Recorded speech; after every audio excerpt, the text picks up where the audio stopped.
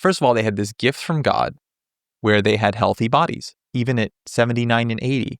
And on top of that gift, they'd worked 80 years to maintain it. They never drank, they never smoked, they exercised, they stayed mentally healthy in hopes that at the end of the road, they could enjoy those final years when they didn't have to work, they didn't have to worry about money. Welcome to Tip the Scales podcast. I'm Jenn Gore, and I'm taking over again here at Trial Lawyer University in Huntington Beach. Today, I have the pleasure of speaking with Ashkahn Mohamadi. He is our senior trial lawyer at Sweet James, and we talked about some of his verdicts, his journey through becoming a better trial lawyer over the last 5 years, and just some fun things about him. Ash. Thank you for having me. My name is Ashkahn Mohamadi. I am the senior trial lawyer at the Sweet James law firm. I've been there for 5 years, and I'm having a great time. 5 years. You've been there since the beginning. Yes. So Steve Mayer, the guy who runs the whole show, I was his first hire, like major hire. So I've kind of followed him. I met him back in 2016, and we kept a relationship through the years. And then one day I was actually in Mexico City on vacation for New Year's Eve. I think it was New Year's Eve 2019 going into 2020. Okay. And Steve DM'd me. He slid into my DMs. Oh, he slid into your DMs. Oh, yeah. Said, I've got an offer for you. I'm starting a firm. You know what? I think his literal DM was, I have an offer that you can't refuse. That's a great sales pitch. And it worked. So yeah. Where were you at the time? So I was working at Girardi and Keys. For anyone that's living under a rock that does not know about that firm, we have a couple people at Sweet James from that firm. Matt Bremont, who is my friend from high school, he clerked with us for a little bit. He was there. Chiaffi worked there for a bit. He's told me a few stories. Oh yeah, it was an interesting place to work. What years were you working there? I worked there so I was a clerk at first. I was like in law school. And you were in law school. Where did you go to law school? Loyola Law School in LA, which is like down the street. So you're here, you're going to law school, you decided, reach out and get a clerkship there. Actually, what happened was they reached out to me. They wanted me to play on their basketball team. What? So, yeah. They had a basketball team? Yeah. So there's this thing in downtown LA. It's throughout LA. It's called the Landau League. And it's a lawyer's basketball league. A lawyer's basketball league. So law firms have teams. And I can only imagine the look of this. Oh, yeah. It's like the Super dirtiest. Athletic? I mean, honestly, it can get, because people cheat. Mostly personal injury lawyers? No. It's like, big white shoe law firms mostly. But everyone cheats. Everyone brings in ringers that really clearly don't work at the law firm. They're the law clerk. Yes, exactly. So kind of like me. I don't know. I wouldn't call myself a ringer per se, but I certainly did not work at the law firm before I played on the basketball team. Landau League, I'm sorry. But yeah, basically they recruited me to play for the team. I used to be all right at basketball. And that is how I got my foot in the door. And then how did they know about you? I went to law school with one of the partners' sons. Okay. And we became friends. Makes sense. So it's all who you know, people. It's always been all who you know. Yeah, for sure. Yeah. That really presents itself in my life over and over. It's like you've got to put yourself in certain circles where you can, meet people that have opportunities. Yeah, what's it saying about luck? Like luck is opportunity meeting effort or something like that. Yes. Yeah. So you're on the basketball team. You're clerking. What kind of work were you working on? So I got lucky. I got paired with one of the younger, I don't think he was a partner at the time, but one of the senior attorneys there who was a little bit younger, and he was trying to get into a BOTA. Oh, a BOTA. Yeah. So he was trying all these cases, and a lot of them weren't great. And so I got to try the cases with him. And that was during law school? No, sorry. This was after graduation. Okay. Yeah, this was after, because I stayed on after. Okay. And I got to try I think by the time I left, I tried 11 cases to verdict with him. That's a lot. Yeah, it was for I was 32 or 31 when I left. So that was a lot at that point. And so it was an invaluable experience. I don't know anyone who would have let me do that, at that age. You look back and you're like, yeah, they gave me a lot of a rope there to do things that, Yeah, Maybe you wouldn't have been able to do it at another firm. for sure. I think there's probably 2 law firms, maybe 3 law firms in all of LA County that would have let me try cases at that age and with that level of experience. So I got really lucky. So it is sort of a mixed bag looking back. Were you there when Steve reached out to you? Yes. So I So was you like, were maybe going to stay. You weren't. I mean, I was probably going to leave at that point just because I had kind of maxed out my capacity at the firm and I wanted to branch out and kind of do my own thing at that point. For people that, may not be here in California, like what was life like at that firm just generally, if people are curious.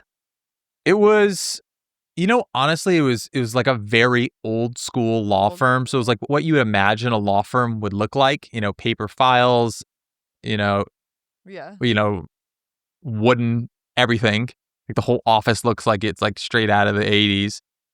And, have to wear a suit and tie every single day. Very formal. Yeah, no one does that now. And, hour and a half lunches that were, had some wine bottles were popped, that kind of stuff. This is like Yeah. you've stepped into like Mad Men or something. Legitimately. It was like that. It was like taking kind of a time machine back in time. But at the same time, it was also like one of the most well-connected places. So obviously, Met lots of people there. met lots of people there, politicians and all kinds of crazy stuff. So it was an interesting experience. Obviously, looking back, it's a little sad though. Yeah. Yeah. That must have been a big change to come to Sweet James at the very beginning. I think there was like 30 people there, right? Yeah. So it was a huge seismic shift in a lot of ways. Individually, I went from a place where I had all these senior attorneys that I could go to with questions that had litigated for all these years to kind of being, somewhat, I was the most senior litigation attorney at that point. Because Bobby was there, but Bobby hadn't been doing PI. No, Bobby hadn't started. I started you were Bobby. before Bobby. Yeah. So, and even when Bobby came, Bobby, obviously has an extensive criminal background, but he hadn't done much PI at that point. So it was good. It was good because I was forced to push Figure it out. myself, break my boundaries, all kinds of stuff. But the other big difference was that obviously it's a marketing law firm. So that is a huge shift from a law firm that was 100% focused on litigation. Old Referrals, school. legacy. Exactly. So it was totally huge shift in dynamic. And at that time, was it clear to you that this was going to be a litigation firm? I think no, not at first. It wasn't that it was a yes or a no. It was just Figure it out. unknown. Yeah. And so we were seeing if it would work. I think at that point, I think Steve would agree if you asked him, he would say, yeah, it was an experiment at first to see if litigation fit this model. And it ended up working out. Thank God I still got a job. Yeah. So you've been there now 5 years. I've been there 5 years. I had my 5-year in February or March. Yeah. And you guys have had some great results recently. Yeah. Can you share some of those? So the goal from the beginning was when I, had from the initial conversations with Steve before coming on, the goal was to break the mold of a traditional billboard marketing law firm. Yes. And show that we could kind of do both. We could be a marketing law firm, but we could also try cases and do so at a high level. And obviously that was a tall task. Yeah. And I don't think we're there yet. I don't think we've proven that yet, but we're on the way. And we've had a couple notches in our belt so far. So one of the second case I tried at the firm was a death case. It was the death of a developmentally disabled girl who was living in a care facility. And basically, long story short, what happened was they made a change in her medication. She had a genetic defect, which didn't mix well with that medication change. And for 2 days in a row, she had these really extreme new symptoms. Oh, no. Yeah. And all the policies and procedures of these facilities, which are non-medical facilities, say, hey, if someone has, obvious changes, you call 911. Step in. Mm-hmm. And because we're not doctors, we don't call balls and strikes. Yeah. We call doctors in. And for 2 days in a row, this girl's slurring her speech, drooling on herself, falling asleep, and they didn't call anybody. And so on the second day, she died. Excuse me, on the third day, she died. And the offer on the case was $0. And what was their argument? It's unpreventable. We didn't know. We didn't know she was dying. The doctors didn't even know she was dying, that this medication was building up in her system, slowly killing her. And that the symptoms that we saw were not abnormal. She would sleep from time to time. And it was in the record that she would sleep from time to time. Nothing out of the ordinary is what they try to argue. Exactly. And that didn't work. So I think the top offer after 4.5 years of litigation, the top offer was $1 million. Wow. Yeah. And we felt very comfortable taking the case to trial with that offer. And the verdict at the end of the day was more than $23 million. Dang. Yeah. 23 times the offer. Yeah. So did you suspect that it was going to turn out that way? I was hopeful, but I think that jurors in general are very guarded about how they feel about your case. And I think they do it on purpose because they understand the power that they wield and they understand how interested each side is in what their decision is going to be. So they are very guarded. So it was hard to read. It was hard to read. And it was my first big trial, my first big case, actually doing it as a first chair. So it was a big, once it happened, once we got the verdict, it would kind of change the way my perspective on everything, really. Really? Yeah. Because you think previously you were asking for too low? I think that previously I thought that I could do it in theory, but I hadn't proven to myself that I could. So then you had actually proven to yourself that you could pull it off. Yeah. Once I had done it and it was, in black and white on that, judgment form, I was like, okay, this is doable. I could do this and replicate it. Yeah. And then the next question was, can I replicate it? And so that takes me to the next verdict. I'm going to talk about that. Yes. All right. Yes. So that one was great. Oh, and talk about the time frame of from when you had the 23 to the next. So it's actually year by year. So the 23 was in late 2023. Okay. And then we had another case that went to trial in 2024. And that case was actually a car accident case. It was a car accident case. 2 elderly sisters were driving their truck in Hanford. Hanford is in a city in a very small county in California. It's called Kings County. It's in Central California where all the agriculture is. The biggest verdict in that county that I'm aware of previously was $6 million. So it was basically an admitted liability case.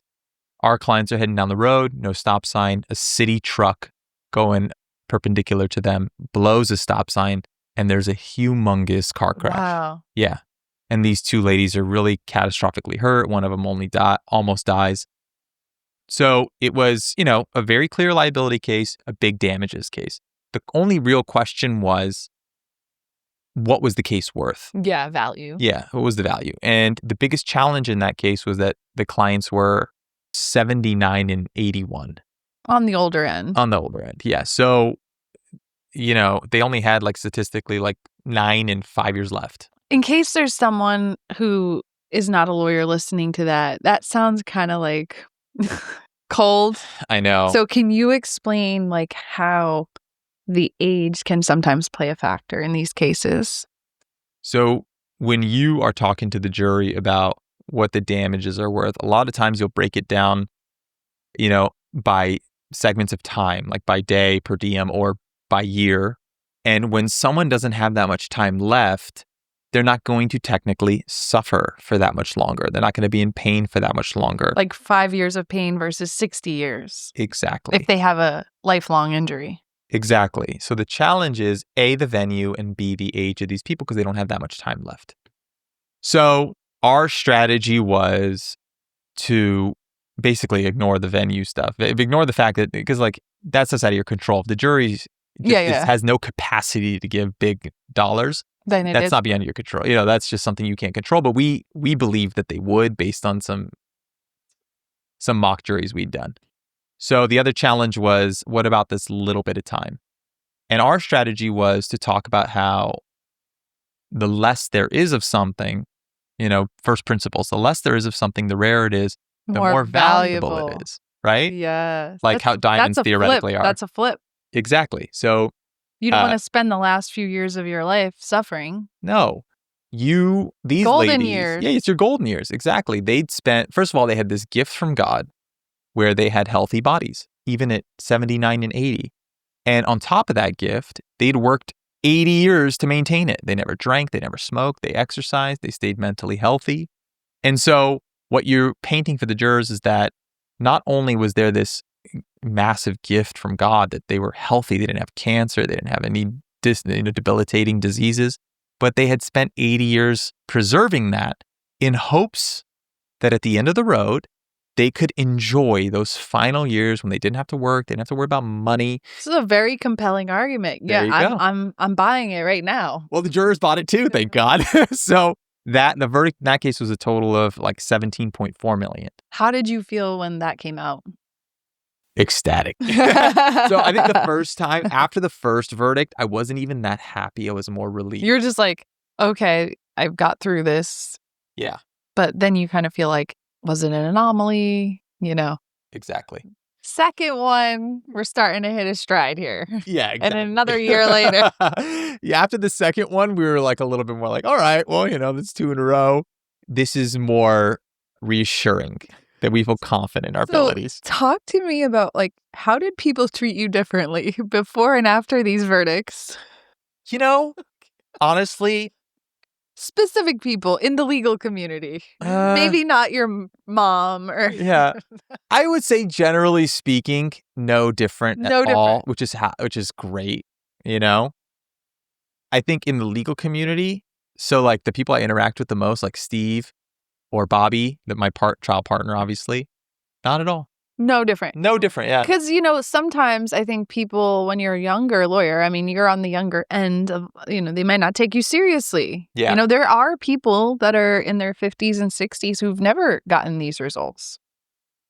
Yeah. I think that I will from time to time interact with people who are like, hey, that's really impressive that you did it at that age.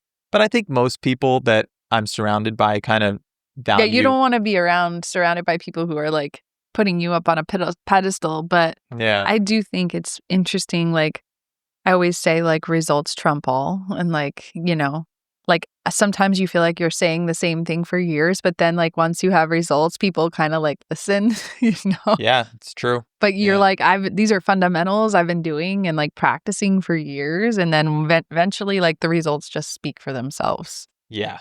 And to be honest, internally in the plaintiff's bar, my results aren't that important to me because, I'm in a position now where I don't really need referrals or take referrals that much. So we get cases internally. Externally, the results are very important because they make your life a lot easier with the insurance companies. Yes, actually. Yeah. So can you talk about, our firm has done this before where we can target insurance companies, Yeah. Once we have a reputation, after some of these results, we've done different strategies. Yeah. Typically it's responsive. So we'll get targeted. It's we're targeted. Yeah. And then my understanding was that we selected a carrier and we're let's file a lawsuit every day. Yeah, we've done that too.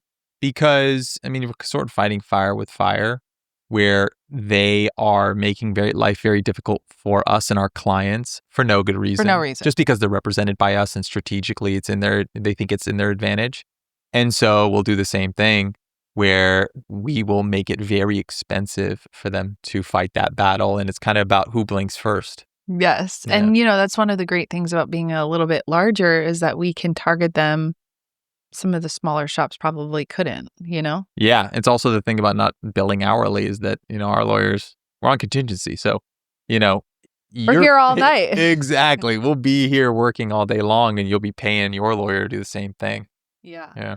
So take me back to, you grew up here in California? Yeah, I grew up in LA. So I grew up in the Valley. Valley boy for life. Yeah.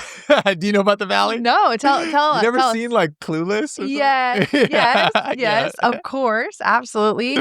But so you went to school somewhere around there? Yeah, I grew up in the Valley. I went to Notre Dame High School. Shout out. I went to Notre You Dame. never left California. I never Good place left. to grow up. It is, yeah. Why leave? Yeah, probably would have been nice to leave for a little bit. I did leave for a little bit. Where'd you go to college? I went to UC Santa Barbara. Okay, Went to like UC love Santa Santa Barbara. Yeah, beautiful place, great school. I would never send my kid there. Oh, really? Yeah, Why is that? it's just too much partying. Oh, really? Yeah, I was lucky that I was like a little bit shielded from that because I live with athletes, so they had a regimented lifestyle. And what sports did you play? In college, I didn't play anything. Okay, but I lived with like the volleyball team. And you basically stayed in you went to Santa Barbara. What did you go to school for? So when I was in school, my major was history, which is like, kind of. Did you know you were going to be a lawyer? I knew I wanted to be a lawyer. And then when I was at Santa Barbara, I did this thing called UCDC, which is like all the University of California schools send like 10 to 20 students to Washington, D.C. And you got to get an internship. And That's cool. It was very cool. I got mine with the Federal Public Defender's Office. And I was assigned to this guy who they touted as their best trial lawyer. Okay. And I went and saw him and I was like, You're like average at best. Yeah, I was like 20 years old. I'm like, dude, this guy's not that good. Like, he's not that special. This is boring. And I thought, I was like, I could totally do this. That's kind of what pushed me. Like, did you know when you were a child, like, I want to be a lawyer, I want to be a trial lawyer, or did this like kind of come later? Well, I'm Persian, so my mom. So this is like a requirement? Oh, yeah. Really? I was talking to Raul Ravapudi about this last night. It was doctor, lawyer, engineer. Those are your only options. That's it. And when did your family come over? Are your parents first generation? My parents are first generation. So in Iran, there was this revolution, obviously. And that's like the big, like, it's when everyone dividing point started coming. Yeah. Yeah. My dad came right then. My mom came my mom went to high school here. So my mom's been here for a long time. Yeah. So you grew up with immigrant parents? I did, which was hilarious. That's a whole lifestyle. It's a whole mentality. Yeah. They didn't know how to do anything. Yeah. Like, it's funny. You're the interpreter. You're the point person. Yeah. Were you the oldest or where are you in the kids? I'm the oldest of 3 brothers. Okay. Yeah. So a lot of responsibility. But it's a gift. Yes. Pressure is a gift. Yeah. So your parents were super happy when you decided to become a lawyer? Yes. They were very happy. And they were more like, yeah, sounds about right. I don't know how ecstatic they were, but they were happy. And, I think, especially now looking back, they're like, okay, that was the right choice. Did your brothers become lawyers too? No, my middle brother, they're both in medicine. So my middle brother is an occupational therapist. And then my youngest brother he's in residency to become a cardiothoracic surgeon. And parents are very proud, I'm sure. Yes, very proud. They did a good job. I think we turned out okay. So, you've been in California forever, never leaving. No, I don't think so. What is your long-term vision for your career as a trial lawyer? That's a really good question. It's actually something. Your legacy. What do you want people to remember when they think of you in 20 years? Well, I don't know. Kind of different answers, I think, to both of those questions. My vision for my career is different from how I think I would want people to remember me. Okay. Say more. I think my vision of my career is I would want to continue down the path that I'm on. I would like to continue growing as an attorney, getting great results, because that's what, objectively proves to myself that I'm doing a good job. Yes. As far as my how I'm remembered, honestly, would have nothing to do with being a lawyer. I would like to be remembered as a great friend, a great dad, and a great husband. That is a great answer because a lot of people tie up their identity solely in their career. Yeah. How do you not do that? That's I'm sure, a moral dilemma many people find themselves in our audience. Well, I think that it's part of this like mental strategy I have that is like part and parcel with how I avoid anxiety. So at the end of the day, this is a job, right? And it's a job that is an amazing job and we're lucky to have it, but it's something that you do so that you can facilitate the things that are the most important to you. Which is your family. Yeah. Yeah. And you said you have kids. I have one daughter. So you have one child. Yeah, she's 8 months. She's a baby. She's a young. baby, yeah. Okay. And you're married. I'm married, yeah. So I think that your perspective and just sharing that, we work in a wild industry and a lot of people, may not share that. They are workaholics, they never see their family. Yeah. Where does your perspective kind of come from? I think that in general, if you do want to be successful in anything, you're going to have to make sacrifices. So like the idea of having balance in your life, of, being able to spend equal time with your family and at work, I think that's impossible. I think the idea of balance in general, when you're talking about human beings, is not a real thing. Yeah, because there's kind of like seasons. Like I know for me going through law school, it was very unbalanced. Just to survive and get through law school, you're going to be out of balance. Yeah, for Like sure. they tell you're not going to see your family for a period of time. Yeah, and I have this conversation with my youngest brother. I mean, he's in residency and he's never lived in a place with cold weather, and he's in Michigan. And I tell him all the time, I'm like, listen, what do you want in life? If you want to live a certain type of lifestyle, you have to make this sacrifice for the next 5 years. Investment. Yeah. And it's the same thing now. It's like, if you want to be one of the top performers in your area, you have to make certain sacrifices. You have to be being a trial lawyer means that you have to leave your family for long periods of time. I left my family for that trial in 2023. I left them for 2 months. But you're able to somehow circle back and kind of recalibrate at other periods. And it sounds like you are investing in your family and you're prioritizing, your health and things that we see a lot of lawyers struggle with. Yeah, I think my life is so simplified at this point, and I love routine. I love routine. Like Keep it simple. Yes, 100%. So you're sticking your pattern and you create healthy habits. I just think throughout the firm, you're kind of like seeing a lot of people look up to you, especially in the litigation department. And you don't seem to be a person that has like a big ego or, a lot of the trial lawyer kind of personas. Yeah, I think it's like that's the paradox of success. What it takes to become successful. Exactly. So like you do well, right? You work your butt off and then you do well. And then you convince yourself that you did well because you're you, not because all the work you did. You're such special. a good point. Yeah. It's such a good point. And so you have to constantly remind yourself. I think it's a battle for all people that do well in any area, especially trial lawyers, that you have to remind yourself, hey, it's like I got here not because I'm hyper talented or I'm special or the juries just love me.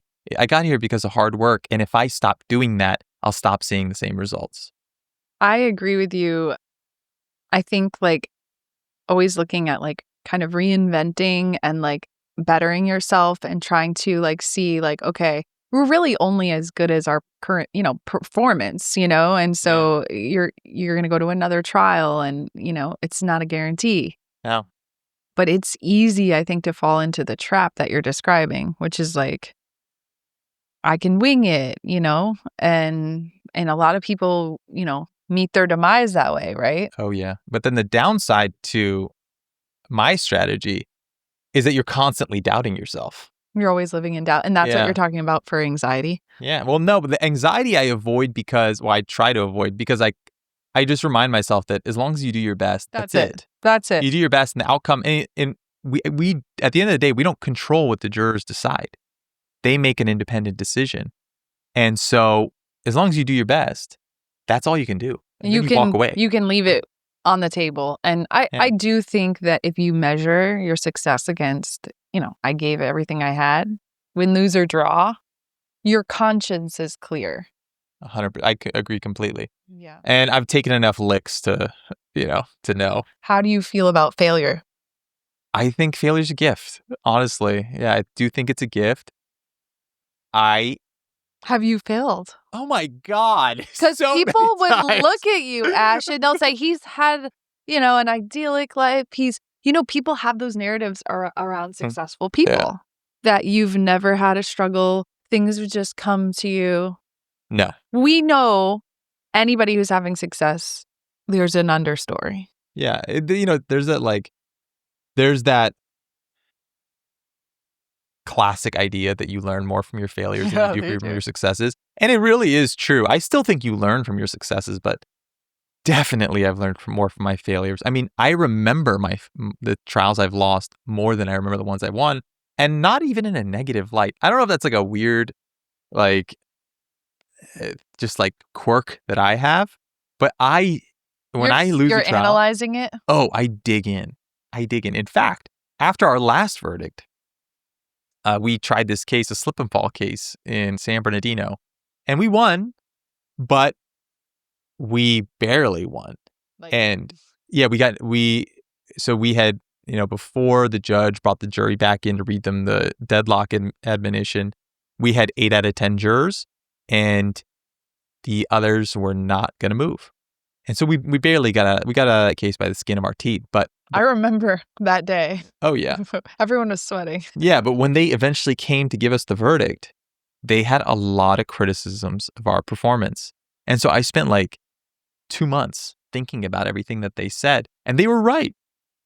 We were too emotional at some points. We were emoting too much, so we were just kind of wearing our hearts on our sleeves. And when I say we, I mean mostly me, because Bobby's so much more composed than I am generally. Do you have a poker face? I try to, and in my past failures, I had learned, hey, chill out. Because I am very, I can be very emotional. I can be very spicy. I had learnred that lesson, but then for some reason I regressed during this last trial. I think it was having a baby. I'm blaming the baby. Yeah. This was were you not getting any sleep? Yeah, I wasn't getting sleep. I had a brand new baby at home, so I was definitely thinking about it. But yeah, no, it's important, I think, to analyze and think about the things that you did wrong and be honest with yourself about it. Yes. I think that is why you're going to continue to become a better and better trial lawyer. I hope you're right. Well, now you have a challenge. Yeah, exactly. I won't disappoint. So today you're presenting at Trial Lawyer University. Yes. Are you excited? I always get imposter syndrome when they ask me to speak at these conferences. I'm like, dude, 36 years old. There's nothing I have to teach anybody. I'm just I'm such a student of the game. So I absorb everything that everyone does. The Ash Mohamadi of the world, the Brian Panishes of the world. I read everything and I absorb it and I come up with, a mishmash of things that I like. And so I feel like when I go up there, I'm like, hey, that thing that you already know about, that Ash already taught you about? I do it, but a little bit differently. So let me tell you about it. So it's kind of funny, but You know what? I think that sometimes, I always try to think there's somebody who's in this room right now who is 5 years behind where I am today. And they could relate more to me than Brian Panish. Yeah, I think that's true. And I think, a lot of times, with coaching and mentoring and teaching, people need to see success and hear the stories and teachings through different people and different vehicles. And sometimes for me, they have to see it through a woman saying it. You and I could say the same thing, and maybe a woman is going to hear it, and believe it more because she sees me say it. Yeah. Some young lawyer is going to be in the audience today, and they're going to see you and relate to you and be like, well, if he did it, because sometimes it's hard to say well, if Brian Panish did it, I can do it. Yeah, exactly. A guy's tried 100 cases. Yeah, no, you're totally right. I think that is true. It's really not that substantive when you're up there. It's more about, just creating an example. Yeah. And I also think that if you can teach it, you know it. So anytime I have an opportunity to teach something, it's you actually get to kind of know it a little more because you have to be able to teach it. I agree completely. And forces you to think about it more. Yeah. And being on stage a lot and teaching and being in front of the public, it's if you just go there to deliver value and you don't care if you look stupid or you have whatever, you're not there to take, you're there to give. Yeah. There's almost no pressure. Yeah, that's true. That's a good way to look at it. And I think once you just do it a lot, it's you're so good already, this is going to be easy. Slam dunk. Yeah, no, the public speaking part doesn't freak me out. It's just the You feel like an imposter. I feel like an But imposter. people Yeah. would say, how do you feel like an imposter? You have verdicts. There's going to be people that have no verdicts in the room. Yeah, that's, you know what? They probably have a good point. Yeah. Yeah. I gotta think Well, about it. I'm going to wish you the best of luck today. I'm going to go sit in the front row watching you and Bobby. No pressure. Yeah. I'll film you. You'll so close. You'll see the tears. You know, I think also you got to like bring some humor. These are some dark topics. Like, Yeah. Oh, yeah. we're talking about death. Yeah. How do you make law fun? I think that you have to already like the performance aspect of it. If you want to be a trial lawyer, if you don't think that part's fun, it's going to be really hard for you to, do it on a regular basis. Were you a performer as a kid? Oh my God. So let me tell you. I knew this question was going to 7th grade play. We did a fake Gilligan's Island because they didn't want to buy the rights to Gilligan's Island. Guess who was Gilligan? You. You're looking at him. So you were happy to be on stage. I liked it. Yeah, I think you could, I feed off that sort of energy, and that's probably why I was so drawn to it. Yeah. Well, it could have been an actor. Could have been a lot. Yeah. LA, you never wanted to be an actor? No, I think, laws where you go where you're not pretty enough to be an actor. So I decided to be a trial lawyer. Could have been a politician. A politician? Yeah. I don't know. I think you chose the right career. I think so too. Yeah. Well, thanks for coming on Tip the Scales. We will be excited to hear some more of your trials. I know you have got a lot of stuff set up to go to trial this year. You were almost not going to be here. Yeah. Yeah, we had a case in LA County, but of course, LA County's backed up. So I'm glad it got moved, though, because I could be here. Yeah. Well, we will see you at the office, and best luck on your presentation today. Thank you very much for having me. This was very fun. Thanks so much for listening to the podcast today. If you liked the episode, go ahead and comment, click subscribe, and we will see you on the next one.